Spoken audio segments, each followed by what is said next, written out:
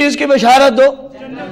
پہلے پوچھا جا رہا ہے یا رسول اللہ یہ ابو بکر ہے، اندر آنے کی اجازت طلب کرتا ہے. یا رسول اللہ یہ عمر بن خطاب ہے، اندر آنے کی. یا رسول اللہ یہ عثمان بن عفان ہے، اندر آنے کی.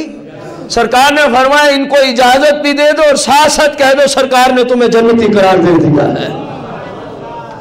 اب عمر بن خطاب، عثمان بن عفان، ابو بکر صدیق رضی اللہ عنہم اجمعین کو سرکار کی مقدس زبان کہہ رہی ہے کہ یہ کہاں ہے؟ اونچی بولے کہاں ہے؟ آج کوئی سر پھرا کھڑا ہو کر سٹیج پہ بیٹھ کر یا اپنی غلیظ کتب کے اندر یہ لکھ دے کہ سرکار کے بعد ابو بکر بھی معاذ اللہ کافر ہو گئے تھے، سرکار کے بعد ابو بکر معاذ اللہ عمر بھی کافر ہو گئے تھے، سرکار کی زہری پردہ فرمانے کے بعد معاذ اللہ حضرت سیدنا عثمان بن عفان بھی کافر ہو گئے تھے. میں اپنے بھائیوں سے اور باذریعہ انٹرنیٹ جہاں تک یہ ہماری آواز حق پہنچے گی سب سے میں انصاف چاہتے ہوئے پوچھتا ہوں، ان بےایمانوں کا قول درست مانا جائے یا رسول کریم کی زبان برحق کو کہ جس سے سوائے حق کے کوئی اور چیز نکلتی؟ سرکار فرما رہے یہ جنت میں ہے. اور آج کا ایک سر پھرا بےایمان گروہ، اسلام سے خارج گروہ کہے کہ یہ صحابہ کافر ہیں، بتایا جائے سرکار کی بات درست؟ بولو تو صحیح یار، بتایا جائے، فیصلہ کیا جائے ان بےایمانوں کا قول غلط ہے کہ نہیں؟ جو یہ کہہ رہا ہے وہ صرف غلط نہیں، وہ اپنے نبی کی زبان کو بھی جھٹلا رہا ہے. جھٹلا رہا ہے کہ نہیں؟ ذرا اونچی، جھٹلا رہا ہے کہ نہیں؟ جو اپنے نبی کی زبان کو جھٹلائے اپنے بھائیوں سے سوال ہے وہ مسلمان ہے؟ ہمیں کیا ضرورت ہے کہ فلاں آپ کو پتہ یہ کون ہے؟ نہیں ہے سمجھ ابھی کہ ہم کس طرح بول رہے تھے.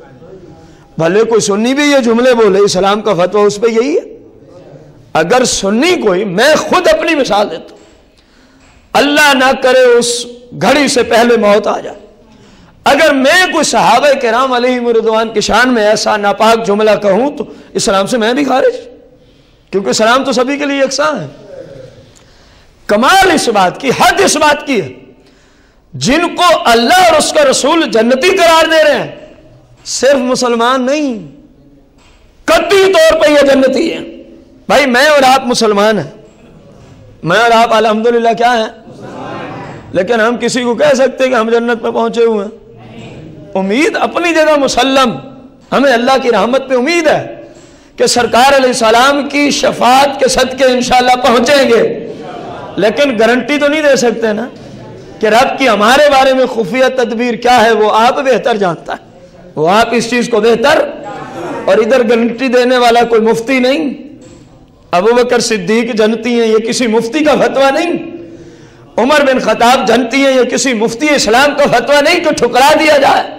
عثمان بن عفان جنتی ہیں، یہ کسی مفتی کا فتویٰ، بلکہ یہ تو ان کی زبان سے نکلا ہے جن کی زبان پہ کلام صرف اللہ کا جاری ہوتا ہے.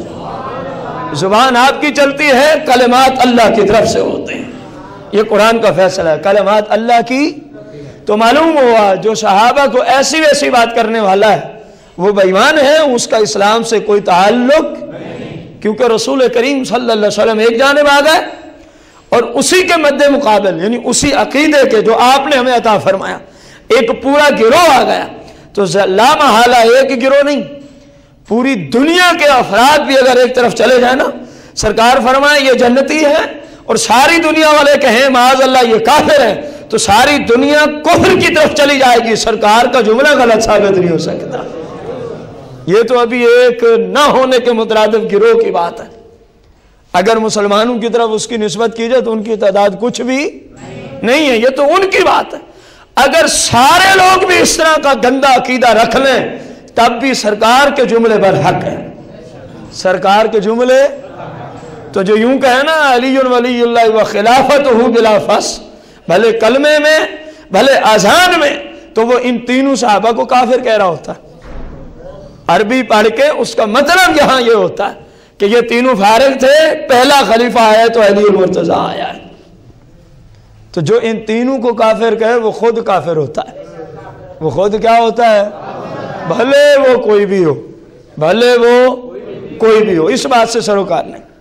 رسول کائنات فخر موجودات علیہ الصلاۃ والتسلیم کے صحابہ کرام علیہم رضوان کے متعلقہ اللہ جل شانہ قرآن میں فرماتا ہے رضی اللہ عنہم ورضوا عنہ، رضی اللہ عنہم ورضوا، اللہ تمام صحابہ سے راضی ہے، اللہ تمام صحابہ سے راضی ہے، ورضوا عنہ، اور تمام صحابہ اللہ کی رضا پہ راضی ہیں، تمام صحابہ اللہ کے ساتھ راضی ہیں۔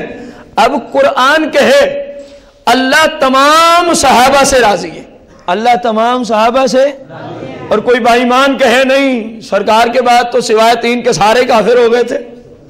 انوار النعمانیہ میں یہ جملے موجود ہیں، ایران سے چھپی ہے، کسی کو شک ہے تو ہم اصل کتاب سے دکھا دیں گے یہ جملہ کہ سرکار علیہ السلام جب دنیا سے تشریف لے گئے تو تمام ہی صحابہ کافر ہو گئے سوائے 3 کے، معاذ اللہ ثم معاذ اللہ۔ بتایا جائے یہی اسلام ہے؟ اگر بالفرض والمحال، ہم مانتے نہیں، مثال دے رہے ہیں اس گندے عقیدے کو رد کرنے کے لیے، اگر تمام ہی صحابہ کافر ہو گئے تھے، بالخصوص تم نے کفر کا فتویٰ دیا ابو بکر صدیق پر، فاروق اعظم پر، عثمان غنی پر، میں پوچھتا ہوں اگر یہ کافر ہو گئے تھے تو یہ جو اتنی بڑی فتوحات ہوئی ہیں یہ کس نے کی ہیں؟ تمہارے بقول یہ تو فارغ ہو گئے، اسلام ملک حجاز سے آگے کی طرف جو اتنا پھیلا آدھی دنیا تک چلا گیا، تو یہ فتوحات کس نے کی ہیں؟ انہی خلفاء راشدین کے زمانے میں ہوتی ہیں، خلفاء راشدین کے زمانے میں، جس کو کافر بھی مانتا ہے، آج کا عیسائی بھی اس بات کو مانتا ہے، اور اس بات پہ عیسائیوں کے مورخین مجبور ہیں۔ کاش وہ کہتے ہیں عمر بن خطاب رضی اللہ عنہ کی شان میں، کہتے ہیں کہ اگر اس جیسا، یعنی عمر بن خطاب جیسا اسلام کے پاس ایک اور عمر ہوتا تو پوری دنیا میں اسلام کا جھنڈا لہرا دیتے ہیں۔ جن کے بارے میں کافر یہ جملے لکھے، بے ایمانو تم اپنے آپ کو بھی مسلمان کہتے ہو، ایسی ہستی پہ کفر کے فتوے، ایسی ہستی پہ، اور ایسی گندی گندی غلط فاسد و باطل قسم کی قرآن مجید فرقان حمید کی آیات بینات میں جہاں گناہ، زنا، بے حیائی، فحاشی مراد ہوتی ہے، وہاں معاذ اللہ ان تینوں صحابہ کو فٹ کر دیتے ہیں۔ ہمارے پاس کتب موجود ہے، ہم دکھانے کو تیار ہیں، اوریجنل چھاپا ایران کا۔ اللہ فرمانا نا بے حیائی کے قریب نہ جاؤ، فحاشی کے قریب نہ جاؤ، زنا کے قریب نہ جاؤ، یہ نیچے لکھیں گے بے حیائی سے مراد معاذ اللہ ابو بکر ہے، فحاشی سے مراد معاذ اللہ ثم معاذ اللہ عمر بن خطاب ہے، معاذ اللہ ثم معاذ اللہ فلاں کام سے مراد جو ہے وہ عثمان غنی ہے۔ کیا اسی طرح قرآن اسی کام کے لیے نازل ہوا تھا؟ قرآن تو ان کی شان بیان کر رہا ہے، رضی اللہ عنہم ورضوا عنہ، اللہ سرکار کے تمامی صحابہ سے راضی ہو گیا، اللہ سرکار کے تمامی صحابہ سے راضی ہو گیا۔ اور ایک اور مقام پہ اللہ جل شانہ ارشاد فرماتا وَكُلًّا وَعَدَ اللَّهُ الْحُسْنَى، اللہ نے سرکار کے تمامی صحابہ کے ساتھ حسنہ کا وعدہ کر لیا ہے، وَكُلًّا تمامی، وَعَدَ اللَّهُ اللہ نے وعدہ کیا تمامی سے، الحسنى ای الجنہ، اللہ نے حسنہ کا وعدہ کیا تمامی صحابہ سے، اور حسنہ سے مراد کیا ہے؟ قرآن کہے سرکار کے تمامی صحابہ کیا ہیں؟ جنتی ہیں۔ بولو نا یار، تمامی صحابہ کیا ہیں؟ قرآن کہہ رہا ہے، ہم اپنے گھر سے تو نہیں عرض کر رہے، قرآن کہہ رہا ہے سرکار کے تمامی صحابہ، اور تمامی میں سیدنا امیر معاویہ رضی اللہ تعالیٰ عنہ بھی آتے ہیں، یاد رہے سیدنا امیر معاویہ رضی اللہ تعالیٰ عنہ بھی تمامی صحابہ میں آتے ہیں۔ کئی سنی لا علمیت کی بنا پر، جہالت کی بنا پر، معاذ اللہ ثم معاذ اللہ، جب یزید کے پیچھے پڑتے ہیں تو امیر معاویہ کو بھی ساتھ لعن طعن کرتے ہیں۔ سن لیں ہمارے نزدیک امیر معاویہ رضی اللہ تعالیٰ عنہ کے خلاف بکنے والا کتب میں موجود ہے، جہنمی کتوں میں سے ایک کتا کہلاتا ہے، جہنمی کتوں میں سے ایک، جو سیدنا صحابی رسول امیر معاویہ رضی اللہ تعالیٰ عنہ کے خلاف بکے، وہ بھلے اپنے آپ کو سنی کہے تب بھی ہماری کتب کہتی ہیں وہ جہنمی کتوں میں سے کتا ہوتا. سرکار کے سارے صحابہ جنتی ہیں، سارے صحابہ عادل ہیں، متقی ہیں، پرہیزگار ہیں. کسی صحابی کا ذکر اگر کرنا ہے تو اچھائی کے ساتھ اجازت ہے، برائی کے ساتھ کسی کے ذکر کرنے کی اسلام اجازت دیتا. یہ یاد رکھ. رسول کائنات فخر موجودات علیہ الصلاۃ والتسلیم ارشاد فرماتے ہیں، اس حدیث کے راوی ابو ہریرہ، صحیح بخاری میں کتاب و فضائل اصحاب نبی علیہ السلام میں حدیث کا نمبر 3680 3680 ہے. ابو ہریرہ کہتے ہیں کہ سرکار فرماتے ہیں میں رات سویا ہوا تھا تو رات کے اسی عالم میں میں جنت میں جا پہنچا. کہاں جا پہنچا؟ میں جنت میں جا پہنچا.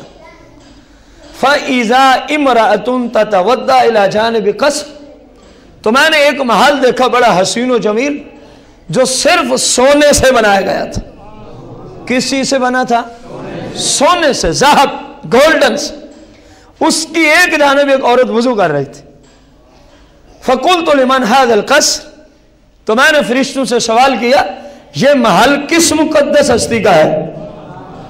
یہ ٹوٹلی سونے سے تعمیر کیا گیا ہے، یہ کس ہستی کا محل ہے؟ فَقَالُوا لِعُمَرَ، تو فرشتے مجھے عرض کرتے ہیں اے صحابہ، سرکار یہ صحابہ کو بتا رہے تھے. میں نے جو پوچھا یہ سونے کا محل جنت میں کس کے لیے تیار ہوا ہے، تو فرشتوں نے جواب دیا یہ آپ کے عمر کے لیے تیار کیا گیا ہے. عمر بن خطاب فاروق اعظم خلیفہ ثانی امام المشارق والمغارب، آپ کے لیے یہ تیار کیا گیا. فذکرت غیرتہ، سرکار فرمانے مجھے عمر تیری غیرت یاد آ گئی، مجھے وہاں تیری غیرت یاد آ گئی. فولیت مدبرا، میں اندر نہ گیا، میں واپس ہی آ گیا، میں اس محل کے اندر نہیں گیا، تیری غیرت کی وجہ سے میں واپس آیا. فبکا عمر، تو سیدنا عمر بن خطاب شہنشاہ عدالت نے جب اتنا سنا یا رسول اللہ کیا میں آپ پہ بھی غیرت کھاتا؟ فبکا عمر، تو سیدنا عمر نے رونا شروع کر دیا. سیدنا عمر بن خطاب نے رونا. فبکا عمر قالو، اور عرض کرنے لگے جناب عمر یا رسول اللہ یہ کس طرح ہو سکتا ہے کہ میں آپ پہ بھی غیرت کھاتا، آپ اندر چلے جاتے، آپ میرے محل میں چلے جاتے. تو سرکار مدینہ علیہ الصلاۃ والتسلیم کے اس صحابی کی کتنی بڑی فضیلت کہ سرکار فرمائے کہ میں نے خود دیکھا ہے جنت میں ایک سونے کا، اور جب میں نے پوچھا فرشتوں سے کہ یہ کس کے لیے اللہ نے بنایا تو جواب کیا ملتا ہے؟ یہ آپ کے عمر کے لیے بنا، یہ آپ کے عمر بن خطاب کے لیے بنا ہے. جس ہستی کی اتنی بڑی شان ہو، جس ہستی کو رسول کریم صلی اللہ علیہ وسلم وقتاً فوقتاً کبھی اس اعتبار سے جنت کی بشارت، کبھی اس اعتبار سے جنت کی بشارت. اب انداز دیکھیں، اب یہ بھی بتا دیا کہ میں نے وہ محل بھی دیکھ لیا ہے عمر جو تجھے رب نے عطا کرنا ہے. وہ محل کس چیز کا بنا ہوا ہے؟ سونے کا بنا ہوا ہے. غور کیا جائے، جناب عمر بن خطاب کا محل کہاں دیکھا؟ کس نے دیکھا؟ کوئی میں نے یا آپ نے تو دیکھا نہیں، کوئی خواب ادھر سے ادھر ہو جائے. یہ تو سرکار علیہ السلام کی ذات دیکھ رہی ہے، جن کا خواب یا عام حالت میں دیکھنا یکساں ہے. جاگتے ہوئے دیکھیں تب بھی وہی بات ہے، خواب میں دیکھیں تب بھی، کیونکہ میرے اور آپ کا خواب حجت نہیں، نبی کا خواب حجت ہے. نبی کا خواب کیا ہوتا ہے شریعت میں؟ حجت ہوتا ہے. اگر کوئی کہے ہم تو مانتے ہی نہیں، تو پھر ہم کہیں گے تم نہیں مانتے تو پھر جناب ابراہیم خلیل اللہ سے پیچھو بیٹے کو کوئی لٹا دیا تھا خواب دیکھ کے؟ یہ تو قرآن ہے نا. نبی کا خواب اگر حجت نہیں مانتے تم، ممکن ہے جو نبی کو اپنے جیسا کہ وہ کہ جب ہمارا نہیں تو ان کا بھی نہیں، تو ہمارا ان پہ سوال ہے. پھر سیدنا ابراہیم خلیل اللہ علی نبینا علیہ الصلوۃ والسلام نے جناب اسماعیل علیہ السلام کو جو لٹایا تھا وہ کوئی وحی جبریل لے کے آیا تھا؟ وہ بھی تو خواب ہی تھا نا، وہ بھی کیا تھا؟ اور قرآن نے اس خواب کو مانا. قرآن نے اس خواب کو مانا، اس کا ذکر کیا، تو معلوم ہوا نبی کا خواب حجت ہے۔ نبی کا خواب کیا ہے؟ حجت ہے۔ سرکار علیہ السلام نے جناب عمر بن خطاب کا محل جنت میں دیکھا، بنایا کس نے ہے؟ یار اونچی بولو، محل جنت میں عمر کے لیے بنایا کس نے ہے؟ اگر تمہاری بات ٹھیک ہے، اب میں آ رہا ہوں اپنی اس پہلی بات کی طرف کہ سرکار کے بعد معاذ اللہ سارے صحابہ کافر ہو گئے تھے سوائے 3 کے، یہ تم نے لکھا اپنی کتب میں اور تم یہ کہتے ہو اپنی سٹیجوں پر۔ اگر یہی بات ٹھیک ہے بالفرض والمحال تو بتایا جائے اللہ کو پتہ نہیں تھا اس بات کا؟ اللہ نے جو محل جنت میں بنایا ہے، اگر اس طرح ہوتا، اگر اس طرح ہونا تو رب کو پتہ ہوتا نا کہ عمر معاذ اللہ اگلے زمانے میں کیا ہو جائے گا، معاذ اللہ ثم معاذ اللہ۔ ان کا رد کرنے کے لیے ہم یہ سارے جملے عرض کر رہے ہیں۔ یا تو کہو کہ ہمارا رب ہی جاہل ہے، استغفر اللہ العظیم، تو پھر وہ تمہارا ہوگا، ہمارا نہیں ہے۔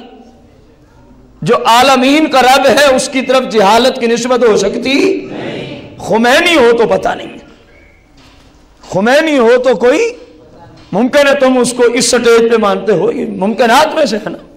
جس طرح کچھ لوگ مرزا غلام محمد قادیانی کو پتہ نہیں کہاں تک لے جاتے۔ تو بھائی جو ہمارا رب ہے، جو الحمدللہ رب العالمین کا مصداق رب ہے، اس کی طرف جہالت کی نسبت ہو سکتی؟ تو جس ہستی کی طرف، جس ذات مقدس کی طرف جہالت کی نسبت نہیں، اسی ذات نے عمر کے لیے جنت میں کیا بنا دیا ہے؟ تو وہ ذات جانتی تھی جس طرح سرکار کی ظاہری حیات میں عمر ہے، سرکار کے جانے کے بعد بھی عمر مرتے دم تک اسی حالت پہ باقی رہے گا، ایمان والی حالت پہ باقی۔ تو جنہوں نے عمر بن خطاب کو اپنی کتب میں کافر لکھا، انہوں نے گویا اسلام کے خلاف اور اپنے آپ کو اسلام سے خارج کرا دیا، اپنے آپ کو اسلام سے۔ رسول کائنات فخر موجودات علیہ السلام کی یہ تیسری حدیث مبارکہ، یہ بھی صحیح بخاری میں کتاب و فضائل اصحاب نبی علیہ السلام میں موجود ہے۔ حدیث کا نمبر امام بخاری نے جو دیے، امام بخاری کی صحیح بخاری میں حدیث کا جو نمبر ہے 3681، 3600۔ رسول کائنات فخر موجودات علیہ السلام فرماتے ہیں انا نائم شربت، یعنی اللہ بنا، فرمایا میں سویا ہوا تھا تو مجھے پینے کے لیے دودھ دیا گیا، مجھے پینے کے لیے کیا دیا گیا؟ دودھ دیا گیا۔ سرکار فرماتے ہیں میں نے اتنا پیا، میں نے وہ دودھ اتنا پیا کہ میں بالکل سیر ہو گیا، میں بالکل کیا ہو گیا؟ ایسا ہوا میرے پاس پھر بھی دودھ بچ گیا، میرے پاس پھر بھی دودھ، تو میں نے وہ بچا ہوا دودھ عمر بن خطاب کو دے دیا، میں نے وہ بچا ہوا دودھ عمر بن۔ صحابہ نے عرض کی یا رسول اللہ اس کی تعویل کیا ہے؟ اس کی تعویل یا تعبیر کیا ہے؟ سرکار نے فرمایا العلم، اس کی تعبیر علم شریعت ہے، قرآن و سنت کا علم ہے، اللہ نے مجھے دیا، میں نے فاروق اعظم کو عطا کر دیا، میں نے فاروق عمر بن عاص، سیدنا عمر بن عاص رضی اللہ عنہ، یہ میں عرض کر رہا ہوں البدایہ والنہایہ، کتاب حافظ ابن کثیر رحمت اللہ علیہ کی جلد ہے عربی، جو آپ کا البدایہ والنہایہ جلد ہے 7، سیدنا عمر بن خطاب کے مناقب میں سے یہ بات آپ کو عرض کر رہا ہوں۔ حافظ ابن کثیر رحمت اللہ علیہ لکھتے ہیں آپ کے دور حکومت میں، آپ کے دور سیدنا عمر بن عاص جس علاقے کے گورنر تھے اس کے قریب دریائے نیل ہے، اس کے قریب کیا ہے؟ اور ایک انتہائی بھیانک رسم چلی آ رہی تھی دریائے نیل کے بہنے کے متعلقہ، دریائے نیل کے، وہ کیا تھی؟ وہ یہ تھی کہ وہ لوگ ہر سال ایک نوجوان کنواری بچی اس کے والدین کی رضا سے لیتے، پھر اس کو مکمل دلہن کی طرح تیار کرتے، زیورات، اچھے اچھے کپڑے، پھر اس کو دریائے نیل کی نظر کرتے اور وہ بہنا شروع ہو جاتا، اور وہ بہنا